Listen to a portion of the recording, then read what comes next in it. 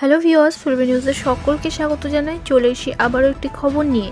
ইচ্ছে করে বড় পর্দা থেকে দূরে ছিলেন, ফিরিয়েছে অনেক কাজ। কিন্তু কেন এত কাজ ফিরিয়েছিল জিতু কামাল? তার কি ব্যক্তিগত জীবনের প্রবলেমের জন্য এত অফার ফিরিয়েছিলেন জিতু? গত এক বছর নানান কঠিন পরিস্থিতির মুখোমুখি হতে হয়েছে, যার মধ্যে অন্যতম হলো তার ব্যক্তি জীবনের ঝড়।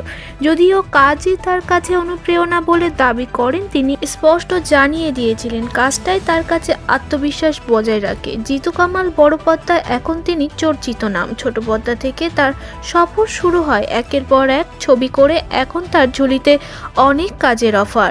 নিজেকে আমূল পরিবর্তনে বদলে ফেলেছে, যেভাবে সকলের সামনে উপস্থাপনা করেছেন তা এক কথায় বলতে গেলে সকলকে তাক লাগিয়ে দেয়।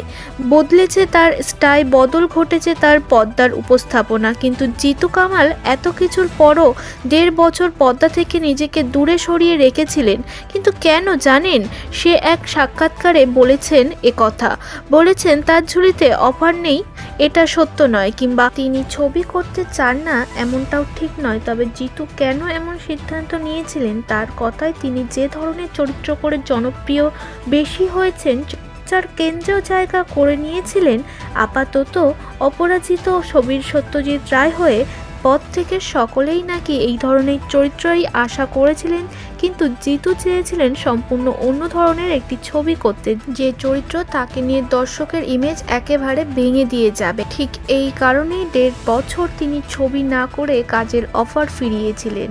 কোনো ব্যক্তিগত ঝামেলার জন্য তিনি কাজে নামেননি এমনটা কিন্তু নয়। ব্যক্তিগত জীবনটা ব্যক্তিগতভাবেই সামলেছেন জিতু কামাল। ভিডিও ভালো লাগলে অবশ্যই একটি লাইক করবেন। নিত্য নতুন আপডেট নিউজের জন্য চ্যানেলটি সাবস্ক্রাইব করে ফেলুন।